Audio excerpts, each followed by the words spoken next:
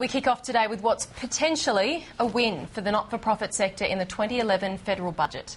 The establishment of a not-for-profit regulator is expected to be announced with the budget, more than $53 million to be set aside over 4 years. Peter Shergold, now this is something that the sector has actually been calling for some time. What are the details as you understand them? Well, I think the sector's been calling for something like this, a Charities Commission, a not-for-profit regulator for 10 or 15 years now. We know that it is going to be set up. I think there is a year preliminary. I think it will be operating from the middle of next year. There's some interesting touches. It is independent, but as I understand, in the first year it will be getting a lot of its support from the tax office, and I think people in the not-for-profit sector will be watching that relationship with interest. But the whole purpose is from the middle of next year it will be operating, as I understand it, at full steam. And the idea and the line is that this will cut red tape for people in the industry, well, will it? Yeah. It's a really good question. This is where we fall back on the cliches of, you know, the devil's in the detail and so on. The fact is, it's estimated that it will cut regulatory costs by about $500 million.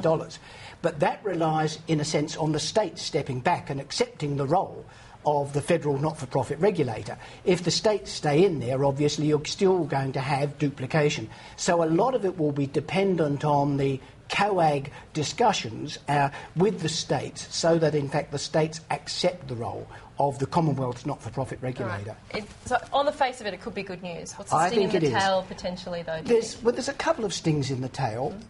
It's certainly being made clear that the regulator will have as one of its roles the ability to examine the finances of not-for-profit organisations. I think, to be honest, that will be generally welcomed. It's the basis of trust for the sector.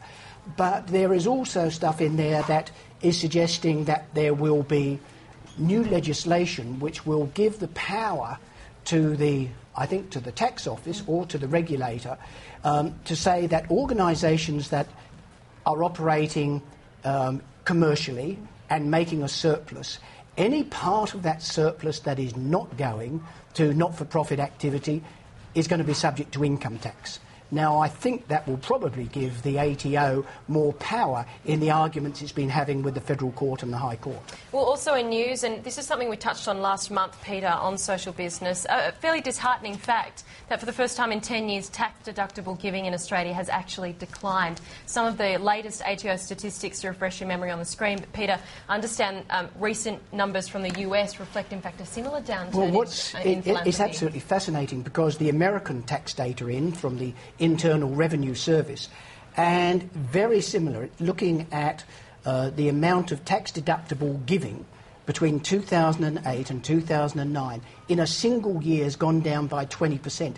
And that seems to be the largest single decline in response to an economic downturn ever.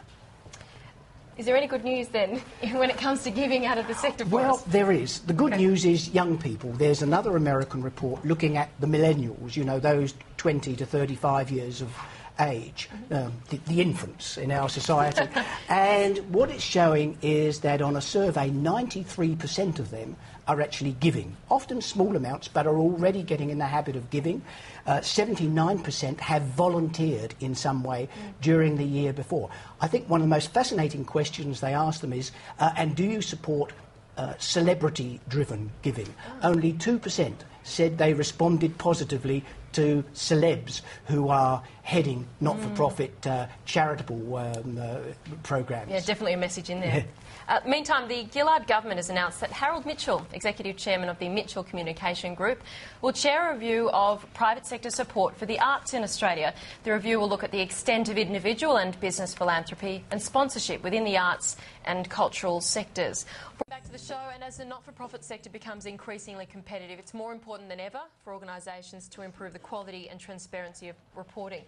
Peter Shergold, this year we had Mission Australia recognised in Transparency Awards as being a shining light in this area.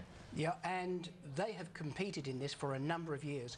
What the judges really liked about Mission Australia was it's a very complex organisation, very well explained, and in a very honest way, identifying things that were not going so well as things that were going well. And then we had Camp Quality, who got an award for the best small organisation, and Plan International for the most improved organisation. And